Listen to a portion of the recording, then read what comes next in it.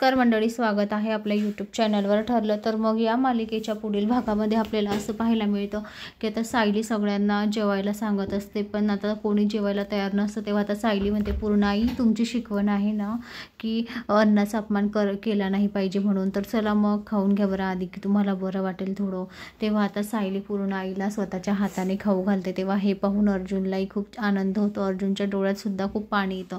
तर आता पूर्णाई रूममध्ये जातात। पूर्णाईला खूप वाईट वाटत असतं की कसं काय या मुहूर्तावर मी आश्विनचं लग्न लावून दिलं आणि कसं मला समजलं नाही की प्रिया कशी मुलगी आहे आणि काय, उगाचच मी माझ्या नातवाचं आयुष्य बर्बाद केलं, आयुष्य फोडलं, असं आता पूर्णाई स्वतःच्या मनातल्या मनात बोलत असतात।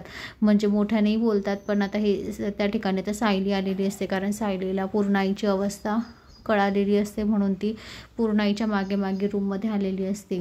पूर्णाई आता बोलत असताना सायली त्यांचं सगळं बोलणं ऐकत असते। पूर्णाई म्हणते की मी खरंच कसं माझ्या नातवाचं आयुष्य फोडलं, उद्ध्वस्त केलं, माझ्या आश्विनचं आयुष्य आता कसं होईल। पहिलेसुद्धा त्याचं आयुष्य उद्ध्वस्त झालं, आता दुसऱ्यांदासुद्धा त्याचं आयुष्य उद्ध्वस्त झालं।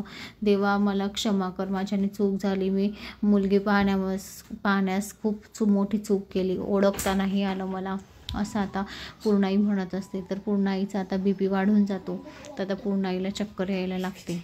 आता सायली पूर्णाईला सांभाळते, सावरते। तर आता पूर्णाई आता खाली पडणार असतोच, आता सायली पूर्णाईला आता स्वतःच्या मिठीमध्ये घेते आणि पूर्णाईला सावरते। तेव्हा आता पूर्णाईमध्ये सायली तू इथे, तेव्हा सायली म्हणते हो पूर्णाई, मला तुमचं पाहावलंच जात नाही, तुमच्या डोळ्यामध्ये अश्रू कधी मी पाहिले नाही, आज एवढे अश्रू पाहते आहे। तेव्हा आता सायलीलाही खूप वाईट वाटतं, पूर्णाईला आता चक्कर येऊन पडतात।